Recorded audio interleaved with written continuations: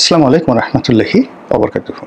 সম্মানিত দর্শক, বিএনপির রাজনীতির যে ভাগ্যের আকাশ, সে আকাশে যে কালবৈশাখীর ঘন কালো মেঘ, সেই মেঘ কোনো অবস্থাতেই কাটছে না।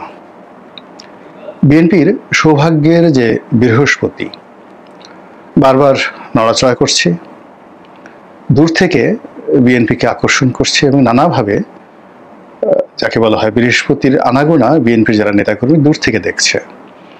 কিন্তু সেই বৃহস্পতি গ্রহ, সৌভাগ্যের গ্রহ, কাছাকাছি আসতে না আসতেই কোত্থেকে যেন ৩-৪টে শনি সেই শনির দশায় এসে বৃহস্পতিকে তাড়িয়ে দেয়।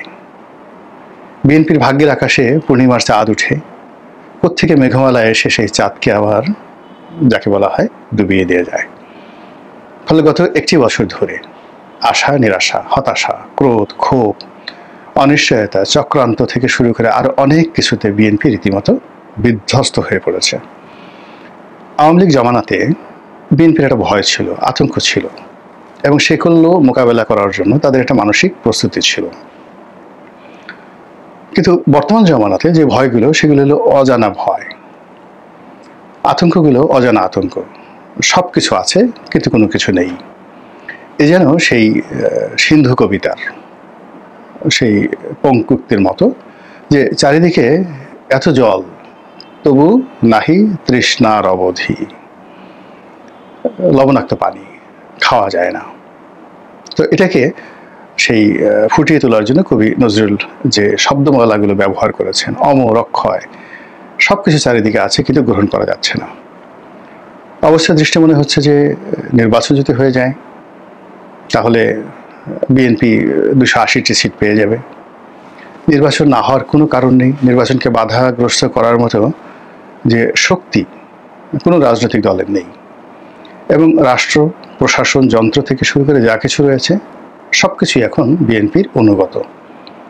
কিন্তু তারপরে হচ্ছে না, কোনো কিছুই হচ্ছে না। বিএনপি তার নেতাকর্মীদেরকে দমাতে পারছে না। বিএনপি যাদেরকে ভালোবাসে তাদেরকে সামনে এগিয়ে আনতে পারছে না। বিএনপি নেতাকর্মীদের যে লোভ, লালসা, কামনা, বাসনা, তার সঙ্গে বিএনপি যারা ক্ষমতায় আনতে চায় দলকে, তাদের মধ্যে সমন্বয় হচ্ছে না। বিএনপি যারা খারাপ মানুষ, তারা নগদ যা পাও হাত পাতিয়া লও, এবং আজকের দিনটি তোমার জীবনের শেষ সুযোগ, কাজে যা পাও দুহাতে লুটে পুটে খাও। এই তথ্য এবং থিওরির বিপরীতে যারা দলকে ক্ষমতায় নিতে চান, দেশের রাষ্ট্র ক্ষমতায় অধিষ্ঠিত হতে চান, মানুষের মন জয় করতে চান, সেই দলের শীর্ষ যারা নেতৃবৃন্দ রয়েছেন, তারা প্রাণান্ত চেষ্টা করেও এই দলের বেয়াড়া, বেয়াদব, লোভী, অসৎ, দুর্নীতিপরায়ণ এদেরকে দমন করতে পারছেন না। বহু মানুষকে যাকে বলা হয় দল থেকে বহিষ্কার করা হয়েছে, কিন্তু এতে পরিস্থিতির উন্নয়ন হয়নি। দ্বিতীয়ত, বহুদিন ধরে যাদের সঙ্গে দলের কোনো সম্পর্ক নেই, যারা দলের পদ পদবি হোল্ড করেন না, কিন্তু একসময় হাওয়া ভবন ঘনিষ্ঠ ছিলেন, এবং একসময় প্রধানমন্ত্রী যখন বেগম খালেদা জিয়া ছিলেন, তার অফিস কেন্দ্রিক যে সিন্ডিকেটটি ছিল, নেতিবাচক সিন্ডিকেট, সেই সিন্ডিকেটের হর্তাকর্তা যারা ছিলেন, তারা এই বিএনপির এই দুর্বল, স্পর্শকাতর এবং সেন্সিটিভ যে জায়গাটি, এই জায়গাটিতে এবং এই সময়টিতে তারা অতীতের যে কোনো সময়ের চাইতে যে মহৎ তাণ্ডব শুরু করেছেন। তারা আন্ডারওয়ার্ল্ড নিয়ন্ত্রণ করছেন, চাঁদাবাজি, শেয়ার মার্কেট দখল, মানে সব কিছু বিএনপির নামে হচ্ছে, কিন্তু বিএনপির সঙ্গে তাদের কোনো যোগাযোগ নেই।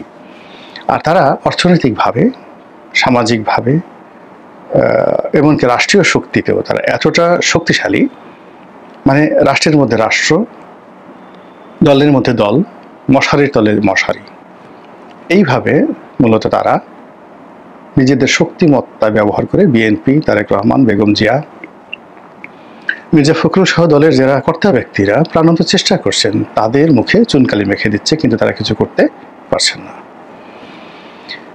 অন্যদিকে বিএনপির দীর্ঘদিনের বন্ধু, যারা বিএনপির অনেক দুর্বলতা জানে, বিএনপির শক্তিমত্তাও জানে, সেই জামাত, তারা এখন বিএনপির শত্রু।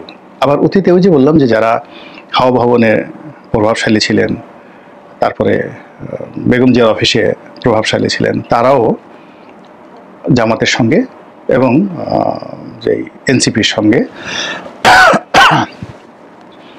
ঘনিষ্ঠ যোগাযোগ রক্ষা করছেন।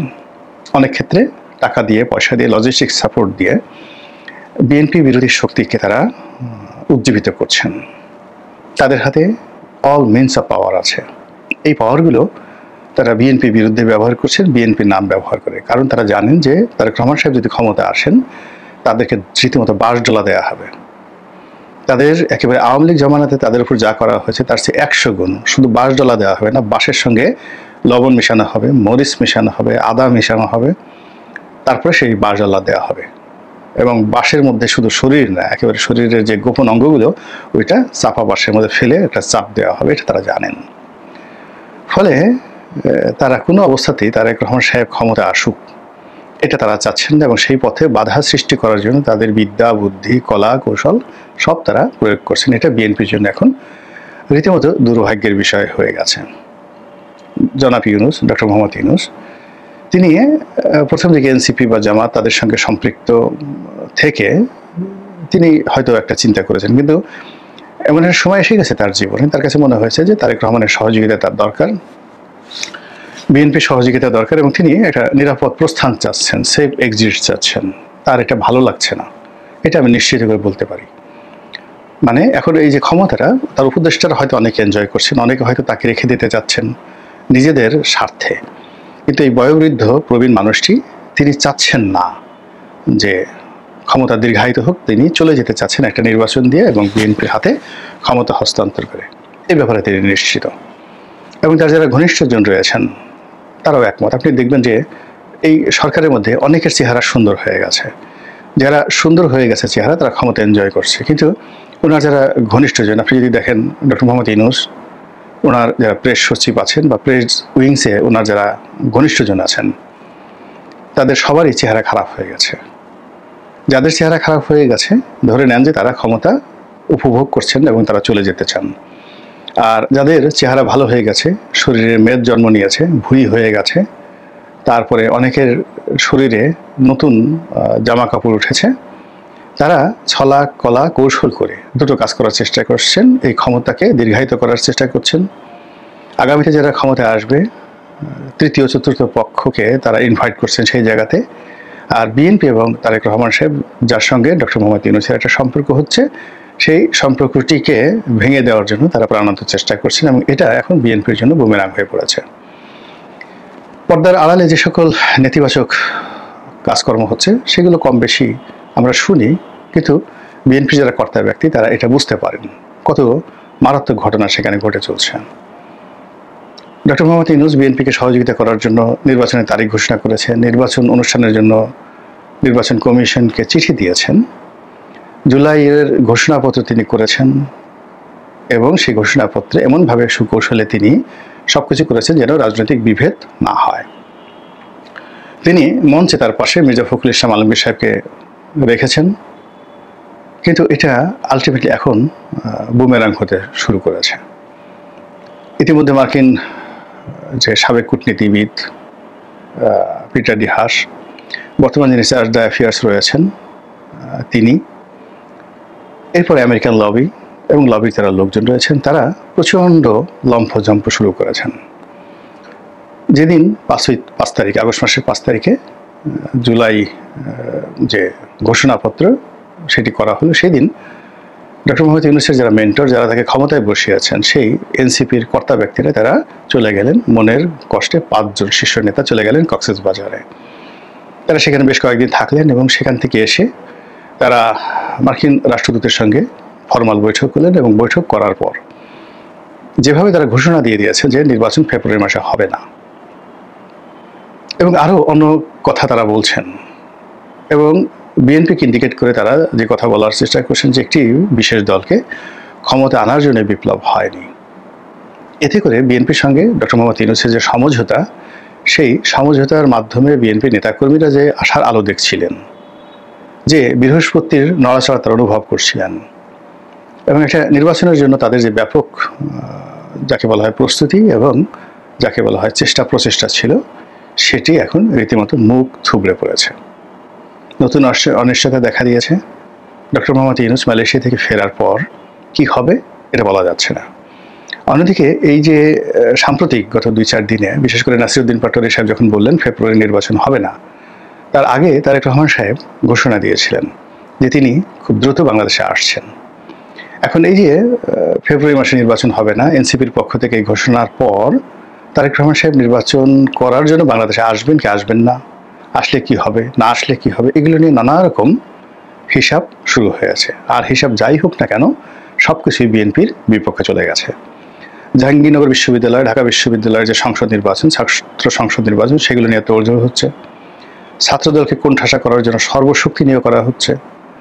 বিএনপির কর্মকাণ্ড এবং বিএনপির দুর্বলতা অক্ষমতাকে কটাক্ষ করে নানা রকম পোস্টার, ব্যানার, লিফলেট থেকে শুরু করে সোশ্যাল মাধ্যমে যে ফটো কার্ডগুলো তৈরি করেছে, এগুলো দেখলে বিএনপির মেজাজ গরম হয়ে যায়, মাথা ঠিক থাকে না। ফলে বিএনপির অনেক নেতা যারা মেজাজ হারিয়ে ফেলছেন, কথায় কথায় রাজাকারের বাচ্চা, রাজাকারের নাতিপুতি, আলবদরের নাতিপুতি, এই সমস্ত কথাবার্তা বলছেন, কারো হাত কেটে দিতে চাচ্ছেন। এগুলো আসলে রাগ হয়ে যাওয়া, মানে ক্রোধের কারণে এই জিনিসগুলো হচ্ছে এবং এইটা আস্তে আস্তে বেড়ে যাচ্ছে বিএনপির মধ্যে, এই অধৈর্যটা। আর এই যে বিএনপিকে রাগিয়ে দিতে পারছে, ক্রোধান্বিত করতে পারছে, এটা বিএনপির যারা প্রতিপক্ষ এটা মনে করছে সেটা তাদের একটা প্রাথমিক বিজয়।